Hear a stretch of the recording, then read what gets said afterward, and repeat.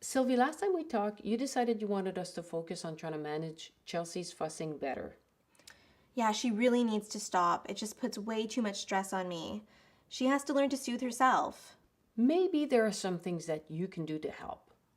Learning to notice how she's feeling before the fussing gets intense and then responding to her differently might make a difference. I'd like her to fuss less, but it just seems like a lot of work. Would it be okay if we just talked about it a bit to see if this is something you could actually manage? Something that wouldn't be too hard for you? Okay, but I'm not promising you anything. That's fine. I'd just like to understand more about how you see it. What do you think is causing Chelsea to fuss so much? I think I made some mistakes before when I was always picking her up and comforting her when she was fussing.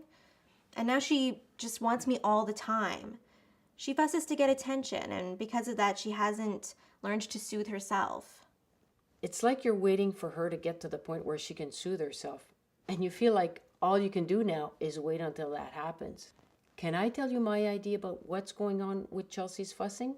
All right, but she has to learn to soothe herself. That's true.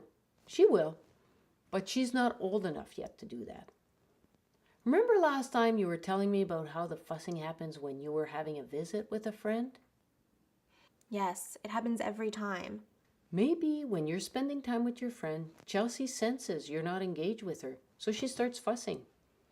You do a good job of noticing that, and when you feed her at that point, she feels settled and connected to you, so she relaxes. Then when you play with her, she feels secure that you're there, so when you go for coffee, she's content.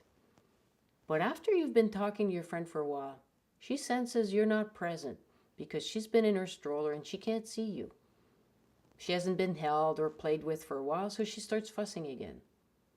She may need some stimulation from you and some reassurance that you're there. That makes sense.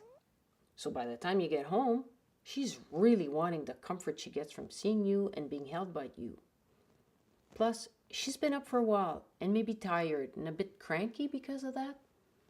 This makes her agitated, and when you try to feed her, it's too much stimulation and she fusses more. Do you think this could be what's happening?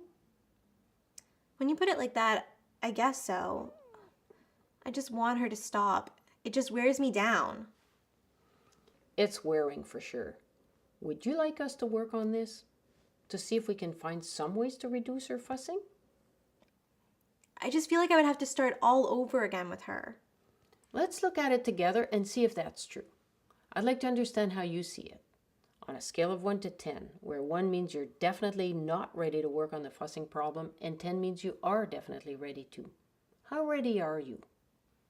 I'd say I'm a 6. You're kind of in the middle.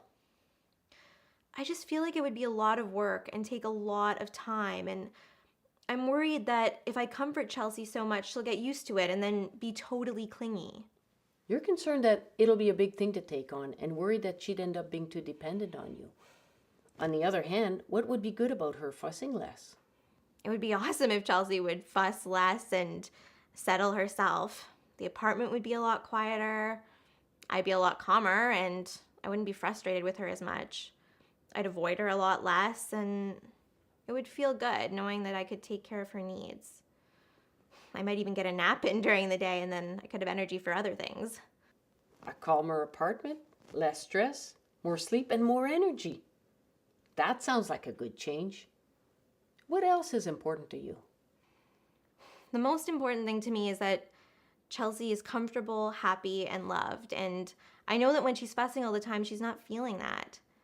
I wish I could comfort her so that she would feel better, but I don't know what to do. Can I give you some ideas that other moms have tried? We can talk about them and see what you'd like to try. Okay,